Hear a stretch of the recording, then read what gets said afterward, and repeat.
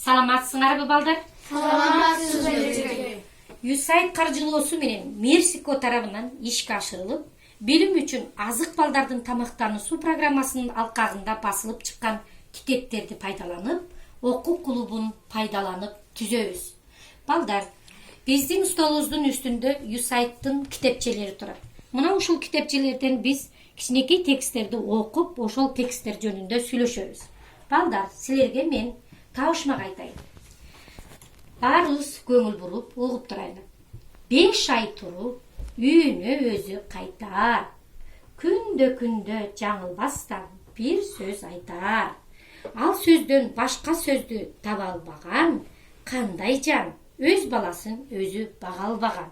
Бул кандай канаттуу балдар? Ким айтып коет? Мен эжеке. Кана? Үкүк. Үкүк дейт. Жок, туура эмес. Кана дагы ким айтат? Мен эжеке. Кана болсун, сен айтып көрчү? Үкүк. Үп дейт. Туура балдар? Жок. Жок, эжеке бул күкүк да. Таап балдар. Байыша, азаматсың. Күкүк экен. Анда эмесем балдар, бүгүн өтө турган темабыз күкүк экен. Күкүк жөнүндө өтөт экенбиз балдар. Балдар, ушул кичинекей текстти бизге көркөм окуп берет. Кайрат окуп берчи. Күкүктүн сайрагандан бөлөк башкача бир кызыктуу жагы бар. Ал аңдып туруп башка куштардын уясына жумурткасын таштап кетет. Ал уядагы жумуртканы кээде сыртка чыгарып салат. Өзү басып чыгарбайт. Ошол уяда жумурткасын башка куш басып чыгарып, асырап чоңойтот. Мынеке балдар, баарыбыз түшүндүкпү бул текстти угуп? Ооба. Азаматсыңар, анда мен силерге суроо менен кайрылсам, угуп, андан кийин мага кол көтөрүп жооп бергиле. Канаттуулар уя салып жүргөндө күкүк эмне кылып жүрдү? Учуп сайрап жүрдү. Эмирлан туура айтат. Бул канаттуу учуп, сайрап жүрүптүр, Андан кийин балдар, күкүк кандай канаттуу экен? Күкүк кандай канаттуу экен? Күкүк жалкоо жана өзүмчүл канаттуу экен. Азаматсың. Күкүк өзүмчүл, жалкоо канаттуу экен, Балдар, жалкоо адам менен жалкоо күкүктүн сапаттарын сыпаттап салыштырып, таблицаны түзүп жаздык.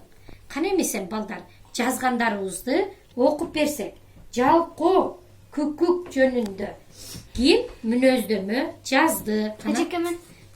Абай, кана окуп көрчү. Күкүк жалкоо болот. Өзүнө уя жасай албайт. Башка уяга жумурткасын тууп кете берет. Күкүк жалкоо өзүнүн ишин башка канаттуу аткарат.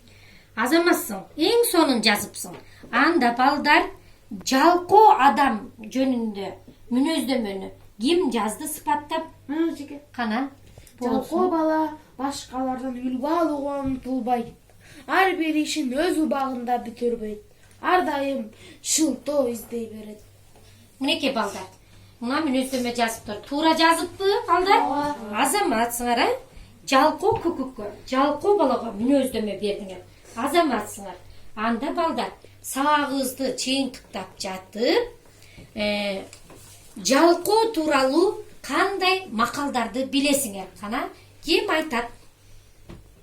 Кана, Байыша. Жалкоо жерге да жүк, элге да жүк болот. Азаматсың. Дагы ким айтат? Кана?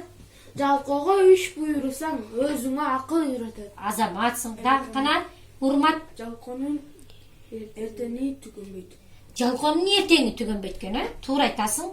Кана? Жалкоонун ою талаада, апанын ою балада. Мынеке, силер абдан сонун жалкоо тууралуу макалдарды билет экенсиңер. Балдар, үйгө тапшырма акыл тууралуу айтылган макалдарды ата-энеңер менен бирге окуп, маанисин чечмелеп келгиле. Балдар, саламатта калгыла. Саламатта калыңыз.